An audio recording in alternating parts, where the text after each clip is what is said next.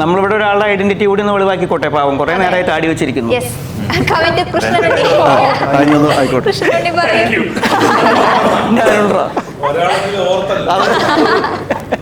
എങ്ങനെ ഉണ്ടായിരുന്നു നമ്മൾ മൊത്തത്തിൽ? ഇപ്പോ ക്ലാക്ല ക്ലീക്ലി നസ്രി തിരിഞ്ഞു നോക്കിയെന്നാണല്ലോ ഫിലിമിന്റെ പേര്.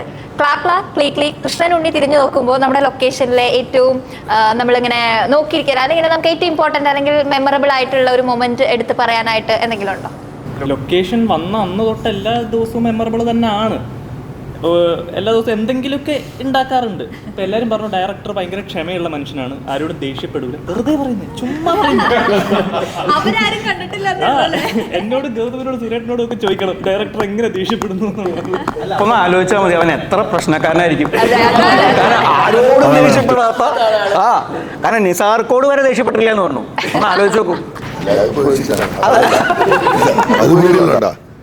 അരിയേട്ടൻ്റെ ഞാൻ ഒരു കാര്യം നേരത്തെ പറയാൻ പറഞ്ഞത്, അരിയേട്ടൻ ഈ സിനിമക്ക് അരിയേട്ടനും ഗൗതമുണ്ട് ഒരാളെ ട്രെയിനർ വെച്ച് തന്ന്.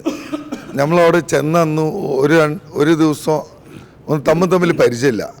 10-21 ആൾ നമ്മൾ മാത്രമുണ്ട്, ആർക്കും പരിചയമൊന്നുമില്ല, സംസാരിക്കണില്ല.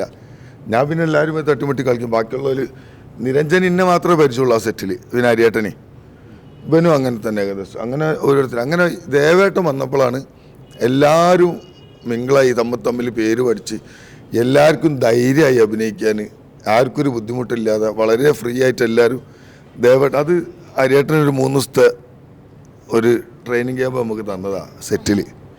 അതുകൊണ്ട് ഈ ട്രെയിനിങ് ക്യാമ്പൊക്കെ കൊടുത്തുള്ളൂ. അത് കഴിഞ്ഞിട്ട് 10-15 ഷോട്ടൊക്കെ പോവും, ടേക്കൊക്കെ പോവും. ആരാണ് ഏറ്റവും കൂടുതൽ ടേക്ക് പോയ? എല്ലാവരും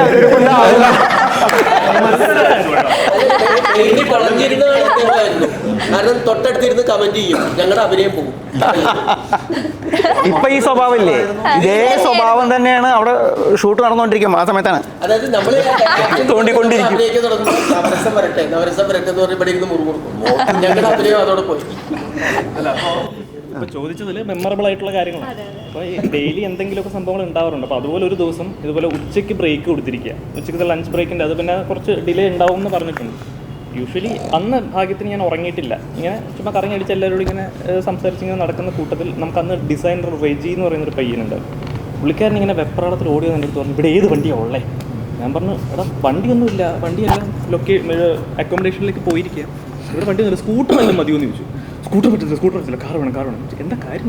ഗൗതം കഴുത്ത് പൊളിച്ചു. ഗൗതമോ പ്രൊഡ്യൂസറാ? അയ്യോ പടം നിന്ന് ആ ഒരു ഇതിലേക്ക് ഞാനിങ്ങനെ അലക്കുന്ന കണ്ടപ്പോൾ ഡയറക്ടർ അങ്ങനെയൊന്നുമില്ല, നമുക്കൊന്ന് പോയി നോക്കിയിട്ട്. അപ്പം ഞാൻ പറഞ്ഞു ക്വിഡല്ല വെന്യൂ, ഗോപൻ്റെ വെന്യൂ കാർ അവിടെ ഉണ്ട്. അത് നമ്മളങ്ങനെ എടുക്കാറില്ല. ശങ്കർ സാർ അങ്ങനത്തെ എന്തെങ്കിലും ഒരു എക്സിക്യൂട്ടീവ് ടൈപ്പ് വണ്ടിയാണല്ലോ, അപ്പോൾ അങ്ങനെ എടുക്കാറില്ല, അതങ്ങനെ മാറ്റിയിട്ടിരിക്കുകയാണ്. ഞാൻ പറഞ്ഞു വെന്യൂ ഉണ്ട്, അത് എടുത്തോണ്ട് പോകാം എന്ന് പറഞ്ഞു. അവിടെ ചെന്നപ്പോൾ എന്താ സംഭവം എന്ന് വെച്ചാൽ, ഈ ഉച്ച കഴിഞ്ഞിട്ടുള്ള ഷൂട്ടിന് വേണ്ടി ആൾ താടി ഒന്ന് ഷേപ്പ് ചെയ്തതാണ്. ഷേപ്പ് ചെയ്തപ്പം ഇവിടെ ഒരു ചെറിയ കട്ട് വന്നു. അപ്പോൾ ആ വെള്ളത്തിൽ ആ ബ്ലഡ് ഇച്ചിരി സ്പ്രെഡായപ്പോൾ റെജി എന്തോ ഒന്ന് വീഡിയോ കോൾ ചെയ്യോ എന്തോ ചെയ്തപ്പോൾ ഫോട്ടോ ഇട്ട് കൊടുത്തു. ചാറ്റ് ചെയ്തപ്പോൾ ഫോട്ടോ ഇട്ട് കൊടുത്തു, കഴുത്ത് മുറിഞ്ഞിടാം. അങ്ങനെ ഉണ്ടാക്കിയ പാനിക്ക് അതാ ഞാൻ ചോദിച്ചു. അന്ന് ഗൗതം കേട്ടു കേട്ടോ. ശരി, ഞാൻ പറയാൻ വാ തുറക്കുന്നതിന് മുമ്പ് തന്നെ ഡയറക്ടർ തുടങ്ങിയോണ്ട് പിന്നെ ഞാനൊന്നും മിണ്ടിയില്ല. നമ്മള് വീട്ടില് എന്താ പറയുന്നത്, നല്ല കൂട്ടുകാരെ പോലെയാണ്. ഈ പറയുന്ന പോലെ നമുക്ക് എന്തും തമാശകൾ പറയാം. ഇപ്പോൾ ഈ പറഞ്ഞ പോലെ ഇപ്പോൾ പ്രണയത്തിൻ്റെ കാര്യം പറഞ്ഞപ്പോൾ നമ്മൾ പ്രണയിക്കുകയാണെങ്കിൽ ധൈര്യമായിട്ട് എനിക്ക് ആ കുട്ടീനെ ഇഷ്ടമാണ് കേട്ടോ, അല്ലെങ്കിൽ ഇന്നാളെ കണ്ടു ഓക്കെ കേട്ടോ, ഇങ്ങനെ എന്തും നമുക്ക് പറയാനുള്ള ഫ്രീഡം വീട്ടിൽ തന്നിട്ടുള്ള അച്ഛനും അമ്മയാണ്. കാരണം എന്താണെന്ന് വെച്ച് കഴിഞ്ഞാൽ എൻ്റെ അടുത്ത് അമ്മ പറഞ്ഞിട്ടുള്ള കണക്ക് പ്രകാരം 10-42 പ്രണയങ്ങളൊക്കെ എൻ്റെ അച്ഛൻ ഉണ്ടായിട്ടുണ്ട് എന്നൊക്കെ ഞാൻ കേട്ടിട്ടുണ്ട്. അത്രയൊക്കെ കേട്ടിട്ടുണ്ട് പറയണത്. അങ്ങനെ ആലോചിക്കാം. ഇല്ല കേട്ടോ, ഞാൻ അങ്ങനെ ഒന്നുമില്ല. നമ്മൾ കൂൾ മൈൻഡ് അല്ല.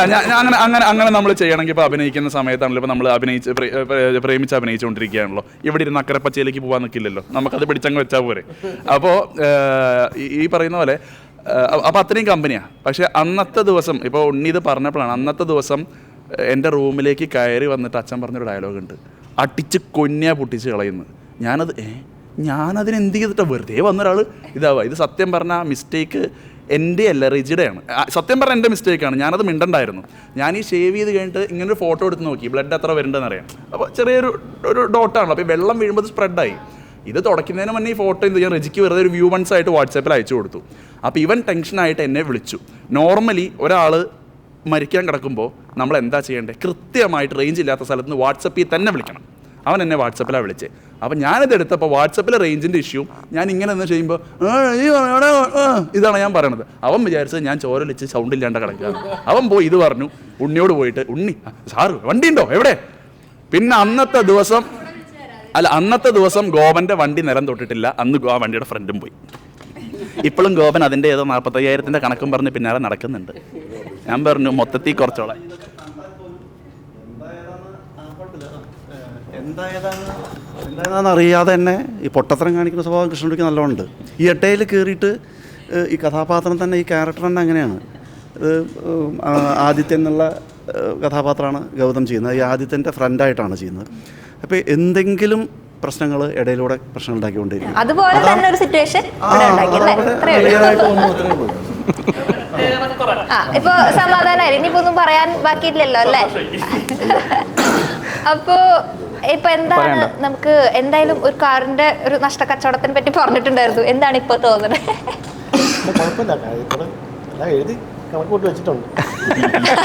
ബില്ല് റെഡിയാക്കി വെച്ചിട്ടുണ്ടല്ലേ?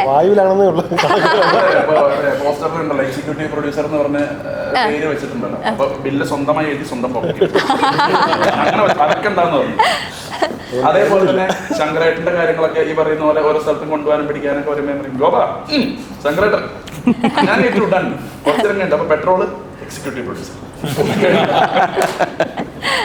അപ്പൊ അങ്ങനെയാണ്. നമ്മളിപ്പോ നോക്കിക്കഴിഞ്ഞാൽ നമ്മുടെ ടീം മൊത്തം എത്ര ഫണ്ണായിട്ടാണ് ഓരോ ടൈമും ഇങ്ങനെ അങ്ങോട്ടും ഇങ്ങോട്ടും എറിഞ്ഞ് ഭയങ്കര രസമായിട്ടാണ് ഈ ടീം എന്നുള്ളത് നമുക്കിപ്പോൾ മനസ്സിലായി. അപ്പൊ എങ്ങനെ ഉണ്ടാവും ഈ ഒരു ഫിലിം എന്നുള്ള കാര്യം ഏകദേശം പിടികിട്ടിയിട്ടുണ്ട്. അപ്പൊ എന്തായാലും ക്ലാക്ല ക്ലീക്ലി നസ്രിയ തിരിഞ്ഞു നോക്കി ഒരു ലവ് റൊമാൻറ്റിക് റോം കോം അല്ലെ, ഒരു പിന്നെന്താ സസ്പെൻസ് ഉണ്ട്, ത്രില്ലർ ഉണ്ട്, എല്ലാം ഉണ്ടല്ലേ? അങ്ങനെ ഇല്ലാന്ന് ചോദിച്ചാൽ മതി. അത് മുമ്പ് പറഞ്ഞ വൈകിക്ക് എന്തില്ല എന്ന് പറയണപ്പോ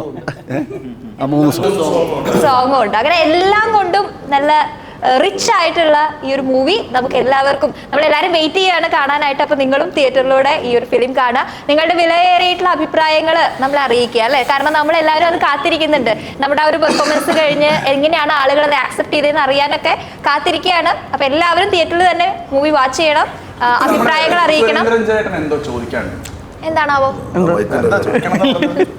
കൊറേ നേരമായി ഇങ്ങനെ അത് ആദ്യം മൊത്തത്തിൽ അങ്ങനെയാണ്. അതെ, അശ്വതി. അല്ല അത് ഇതുവരെ ചോദിച്ചില്ല. വീട് എവിടെയാണെന്ന് ചോദിക്കാൻ പറഞ്ഞു. തൃശ്ശൂർ തന്നെയാണ്. ഓക്കേണോ? അല്ല, അടുത്ത ചോദ്യം എന്താ പറയാനാണ്?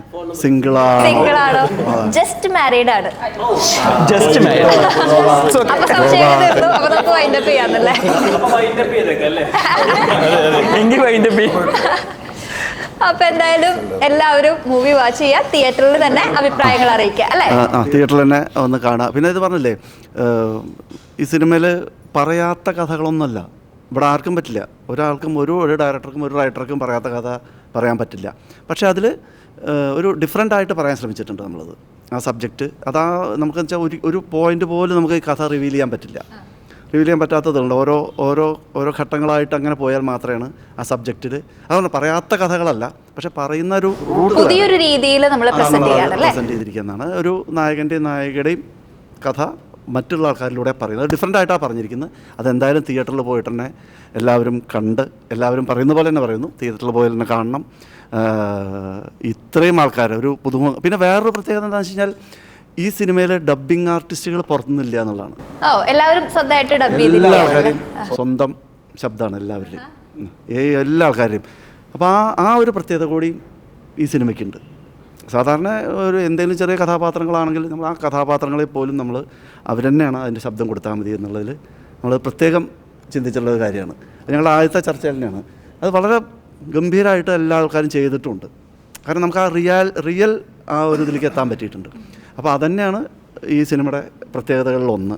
പിന്നെ ഇതിനെല്ലാം എന്താ പറയുക, എല്ലാ ആൾക്കാർക്കും അവരവരുടെ സ്പേസ് ഉണ്ട്.